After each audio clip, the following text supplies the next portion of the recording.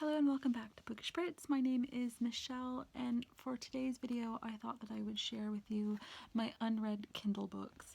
I did this before on either my own personal channel or here on Bookish Brits, I can't remember. And it was a really interesting glimpse through my TBR pile.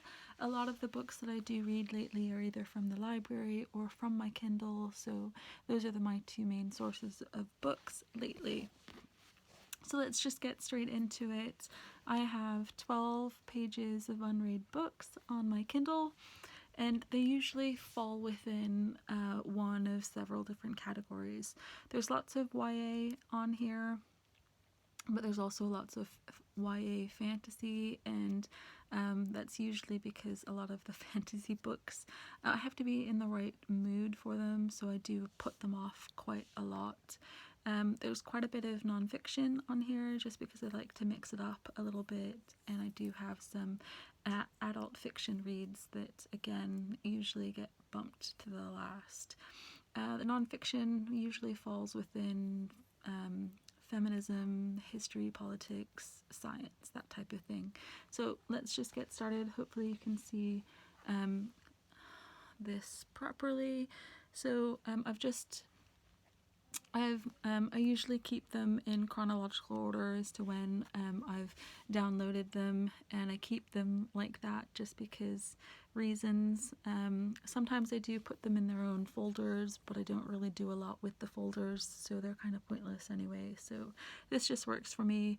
Usually what I do when I'm trying to pick a new book is I will scroll through all of the pages. I usually go right to the back to see if there's anything that I've had for ages that I might want to read, instead of just always going to the first page where all of my new shiny books are. So let's see what I've got here. So the first book on here is The Secret Lives of Color. That's a non-fiction book about color. I don't know, it must have been on like a daily deal or some offer. Haven't quite gotten around to it. I also have Giant Days by Non Pratt. I believe that's her adaptation of the graphic novel.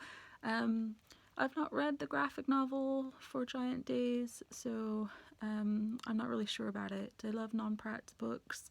I've always been a huge fan, but I'm just not sure about what the storyline is going to be like, so that's why that's probably towards the end there. I also have Sadie by Courtney Summers. I'm a huge fan of Courtney Summers. It's just the storyline, I think, of Sadie that kind of puts me off, because it just feels like it's going to be something quite heavy. I also have Over You by Amy Reed. Amy Reed's one of those authors that I know very little about.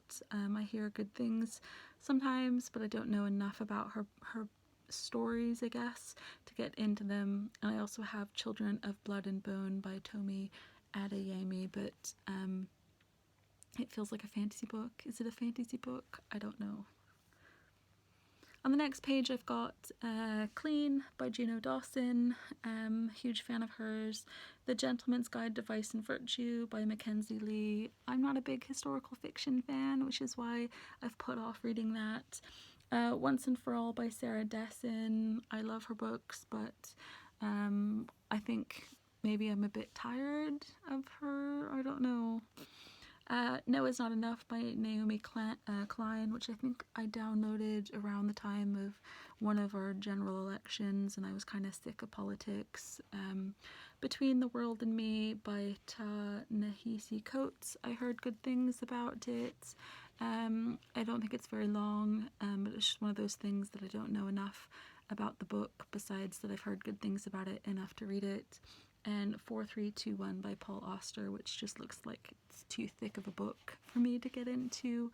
My concentration levels lately have been really short.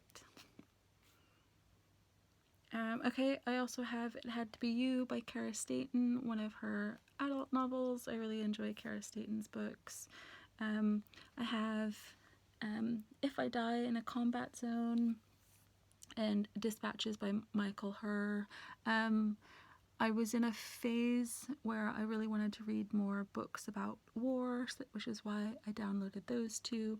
I have Black and British, A Forgotten History, just because I think it's fascinating. Get Well Soon by Judy Halpern. I'll almost always download a book about mental illness, especially if it's a YA story. Sarah Pascoe's Animal. I quite like reading books about feminist literature, and I've got a book about the Crusades, just a general history book, because why not, right? The next page is a lot of feminist literature. We've got The Geek Feminist Revolution, Delusions of Gender by Cordelia Fine and Moxie, which is meant to be a feminist YA story. I also have two books by Mhairi McFarlane, Who's That Girl and You Had Me at Hello. I think I've read one book by Mhairi McFarlane before and I enjoyed it, so those must have been 99p deals at some point. I also have a book called Emotional Roller Coaster, A Journey Through the Science of Feelings, which I probably thought sounded really interesting. The next page is a very weird mishmash, I guess. I have One Man Guy by Michael Barakiva. Books about LGBT storylines are always a firm favorite for me. I also have a book called The Epigenetics Revolution, which is a vaguely sciencey. It says how modern biology is rewriting our understanding of genetics, disease, and inheritance. Must have sounded interesting at the time. I also have a book called Lingo, Language Spotter's Guide to Europe. I have Sophia Khan Is Not Obliged by Aisha Malik, Tin Man by Sarah Winman, and Girls Will Be Girls by Emma O'Toole. So just a collection of things I'm interested in. The next page I have Slay by Kim Curran, Prisoners of Geography by Tim Marshall, Cruel Heart Broken by Emma Houghton, The Boy Who Drew the Future by Rianne Ivory, Vagina by Naomi Wolf, and The Power by Naomi Alderman.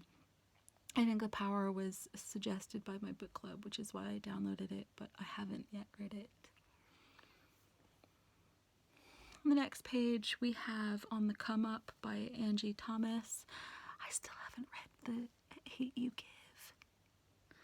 I have Aristotle and Dante Discover the Secrets of the Universe. The Quiet at the End of the World by Lauren James. I really enjoy Lauren James's stories. I don't know why I've put off reading this one. Are We All Lemmings and Snowflakes by Holly Bourne. I've got a copy of Frankenstein by Mary Shelley. I'm pretty sure I downloaded Frankenstein after watching, I think it was a film called Mary Shelley on Netflix, and it just sounded super, super fascinating. The film itself was about her writing the story, and I found that through watching that film I didn't know a great deal about Frankenstein, even though I'm pretty sure I was supposed to read this for one of my assignments or possibly an exam at university, but obviously I didn't read it. I don't know how if I passed that class. Who knows? And I also have Casting Queen by Perdita and Honor Cargill. So next up we have In at the Deep End by Kate Davies, An Absolutely Remarkable Thing by Hank Green, State of Sorrow by Melinda Salisbury. I have a nonfiction book called Emotional Agility, The Priory of the Orange Tree by Samantha Shannon, which I've obviously put off, not because it's a really thick book, but because it's fantasy and I need to be in the right state of mind for that. I also have a book called The Mindfulness Bible, because mindfulness is something that I'm into lately. The next page we have My Name is Leon by Kit DeWall.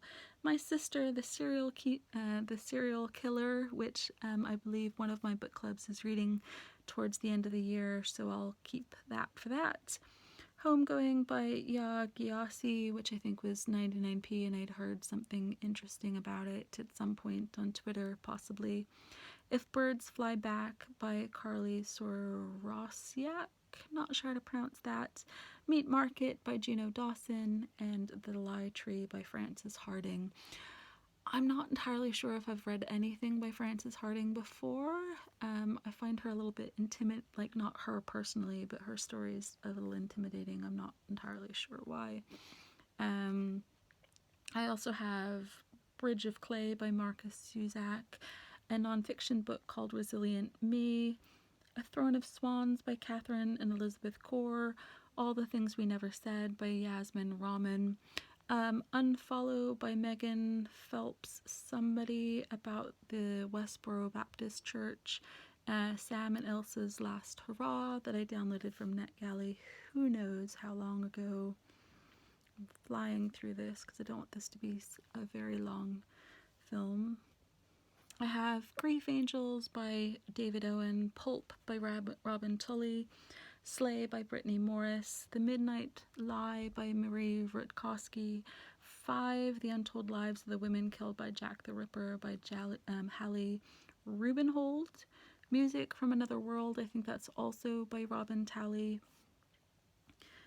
Where the Crawdads Sing by Delia Owens, that's for another one of my book clubs, The Places I've Cried in Public by Holly Bourne, Heartstopper Volume 1 by Alice Oseman, Stepsister by Jennifer Donnelly, and that's it. That's a lot of books though, right? It feels like a lot of books. If you have heard or seen anything there that you think that I should prioritize or read next, do let me know. But otherwise, if you hear me talking about buying more books for Kindle, please remind me of this video. I don't need any more ebooks. Thank you. Speak to you soon. Bye.